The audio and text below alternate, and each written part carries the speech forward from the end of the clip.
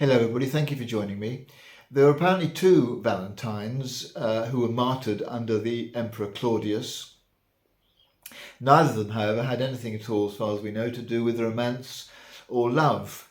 The reason St. Valentine's Day has become associated with those things is because in the 5th century, Pope Gelasius II wanted to Christianize a pagan festival, the festival of Lupercalia, which was celebrated at the same time of the year, which included, among other things, the drawing of lots that put a particular man and a particular woman, otherwise strangers to each other, together, and they were permitted to have as much sexual fun as they liked over the period of the festival. And Gelasius thought this was a barbaric and unchristian festival, so he wanted to stop it, and the way he stopped it was by bringing to St. Valentine's Day these connections with romance and love, but in the Christian way, not in the way that Lupercalia had promoted.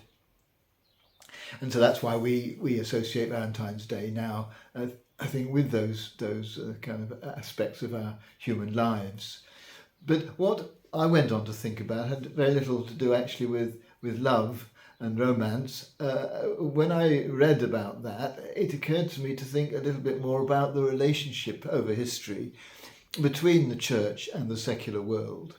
Here was Pope Gelasius wanting to embrace an aspect of the secular world and bring it into the Christian life, to Christianize it, to make it more in keeping with how God might want human beings to behave to each other. And that has always been the point of Christianity, to try and help to create a world in which God's values are what dominate. And over the centuries, that's what Christians and the church at its best has tried to do. But so often, sadly, it's been the other way around, that the church has been much more influenced by society than society by the church. And the church has often seemed to be very little different from any other secular organisation. The one thing that I think Christianity has contributed to society, which has made a huge difference, particularly since the Renaissance, is the idea that each human being is important.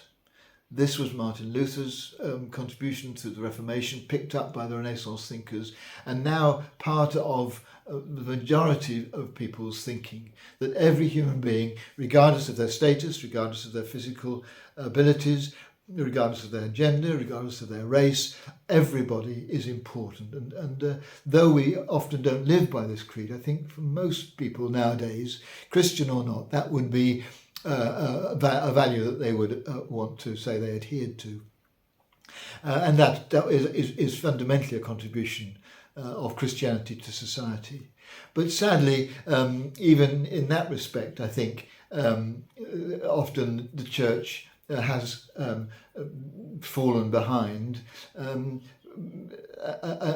for example, in the way in which women's lives are respected and given freedom, and gay people ditto, the church is behind society in following up what this belief really means, that everybody is important. And so today I want to just celebrate what Christianity has offered to society, but also to share in the sadness of those ways in which the church falls very far short of bringing to the society around us the values by which God would want us to live.